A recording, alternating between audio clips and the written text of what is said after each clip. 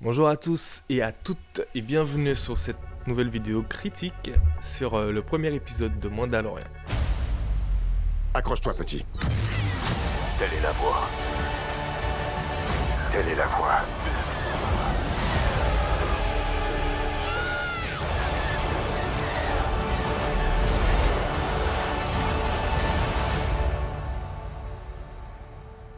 Épisode 1 de Mandalorian, ça faisait un petit moment qu'on n'avait pas pu faire de critique sur la chaîne. La dernière fois qu'on en avait fait une, c'était sur le trailer du coup de Mandalorian. Là, il y a la saison qui sort, donc ouais, je suis obligé de vous faire cette vidéo critique. On va essayer de recommencer les vidéos critiques comme avant sur la chaîne, notamment comme on avait fait pour She-Hulk, on l'avait fait aussi pour Andor. Voilà, on va essayer de recommencer ces vidéos critiques épisode par épisode. Donc là, on a le premier épisode de la saison 3 de Mandalorian qui est sorti. Un épisode sympathique. On est dans la continuité vraiment de ce qu'on avait dans la saison 2. Un Mando qui veut se laver de ses péchés, du fait qu'il a enlevé son casque et que voilà, il doit retourner sur Mandalore. Pour ça, il a besoin d'un compagnon. Donc là, on voit qu'il retourne dans la ville de départ. J'ai oublié le nom de cette ville. Il retourne dans la ville de la saison qu'on a vu notamment dans la saison 1. On avait découvert Cara Dune, Bo-Katan, etc. Il retourne dans cette ville pour pouvoir récupérer le robot IG-11. Il a besoin de robots parce que d'après ce que j'ai compris, le robot il pourrait être assez utile sur Mandalore. Donc qu'est-ce qu'il y a sur Mandalore? Est-ce qu'il y a encore des survivants? Enfin, je ne sais pas. On verra bien comment ça nous sera présenté dans la série. En tout cas, voilà, sa quête principale au début, en tout cas dans cet épisode, c'est ça. Sans trop rentrer dans les spoils, je ne vais pas tout détailler de l'épisode. Je reviens sur des points clés qui m'ont intéressé. Voilà, un épisode sympathique, un bon premier épisode. On attend évidemment de voir la suite, ce que ça pourrait nous proposer. Les personnages sont toujours aussi attachants, que ce soit la relation entre Mando et Grogu est toujours sympathique à suivre. Les batailles, on a eu pas mal de choses quand même dans cet épisode, parce qu'on a eu de la bataille spatiale, on a eu de l'exploration, un petit peu de western, on va dire. Dans certains passages. Non, franchement, c'est un épisode assez complet qui nous montre pas mal de choses. Il y a aussi toute la partie. Donc, au départ, moi, la partie qu'il y a avec les Mandaloriens ou qui sont sur la plage, vous savez, où il y a l'initiation donc à un jeune Mandalorien, de ce que je comprends. Donc, elle lui prépare son casque. Au départ, on voit qu'elle le forge. Et donc, pour l'initiation au jeune Mandalorien.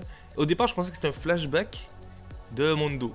De comment Mando au départ quand il était petit en fait non, pas du tout. Je sais pas si c'est fait exprès ou si c'est involontaire, mais je pense que c'est fait exprès au début pour nous mettre sur la fausse piste. On va se dire ah c'est peut-être Mando, mais non, en fait c'est pas Mando, parce qu'on voit au moment de l'initiation du jeune Mandalorien du coup dans la tribu de la Death Watch, on voit qu'ils se font attaquer par une espèce de gros monstre qui sort de l'eau, etc. Donc ils ont une bataille, etc. Donc jusque là en fait il n'y a pas Mando. Donc moi j'ai l'impression qu'en fait c'est l'histoire de Mando et je m'attendais à ce que le petit il les sauve, etc. Et en fait non, pas du tout. Une fois que la bête elle a tué 2-3 Mandaloriens, la bataille elle est vraiment bien faite. La bête elle est aussi assez bien faite, je trouve. Moi je trouve que ça allait, c'était sympathique. Et il y a Mando qui arrive pour les sauver. C'est là qu'on se rend compte qu'en fait c'est pas un flashback, que ça se passe bien actuellement. Et je vois qu'il y a un peu plus de membres de la Death Watch que ce que je pensais. Ils sont un peu plus nombreux. Est-ce qu'il y en a encore d'autres? Donc à voir. Donc j'ai hâte de voir toute cette relation qu'il y aura du côté de Mando, parce que Mando lui il est affilié à la Death Watch, mais j'ai l'impression qu'il n'est pas trop au courant de ce que la Death Watch a pu faire auparavant. On voit que quand il se rend dans le château de Bo-Katan, notamment, je sais pas s'il se pose la question, mais en tout cas, Bo-Katan, elle sait des choses que lui, il ne sait pas. Donc forcément, lui, il a l'impression qu'il est dans un côté, dans le bon côté, mais en fait, peut-être pas. Oui, enfin, il n'y a pas vraiment de bon côté en vrai, parce que le côté de Bo-Katan n'est pas forcément le bon côté non plus. Mais bon, en tout cas, nous, comment on a connu la Death Watch, je parle surtout de comment on l'a connu dans Clone Wars, etc. Ils n'étaient pas présentés comme les gentils, donc avec Prévisla, etc. Ou Tarvisla. Je sais plus si c'est Pré ou Tar. Bref, avec les noms.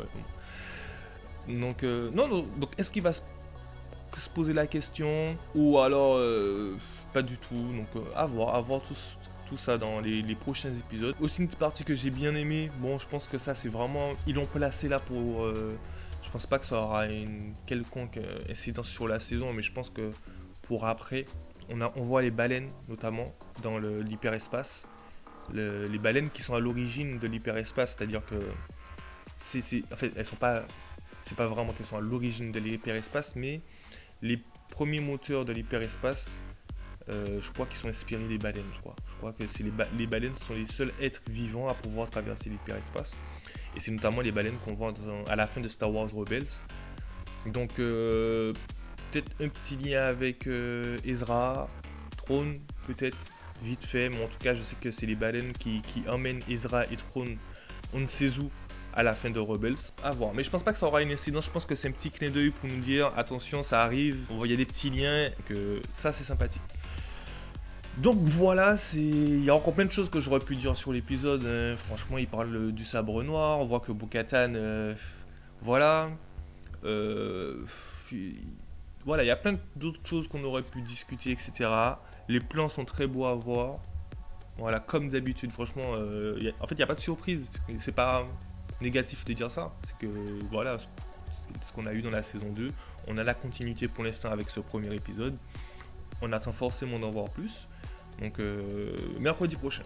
On verra mercredi prochain ce que le deuxième épisode pourra nous réserver. Là, tout de suite, je vais aller regarder l'épisode 4. Qu'est-ce que je raconte? C'est même pas le 4. C'est le prochain épisode de Bad Batch, je sais plus c'est le combien. 7 ou 8, je sais plus. Je vais aller regarder Bad Batch.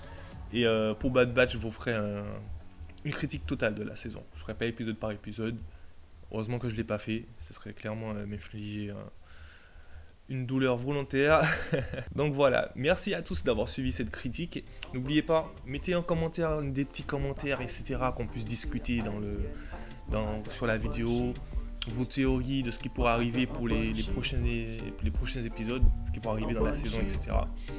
Que je répondrai à tout le monde, franchement, si vous voulez discuter, il n'y a pas de souci les amis. Et le petit pouce aussi, ça aide la chaîne. Et abonnez-vous, bientôt 300. Merci à tous d'avoir suivi cette vidéo et je vous dis à la prochaine pour de prochaines vidéos. Tchuss. En bullshit, bullshit, bullshit, bullshit, en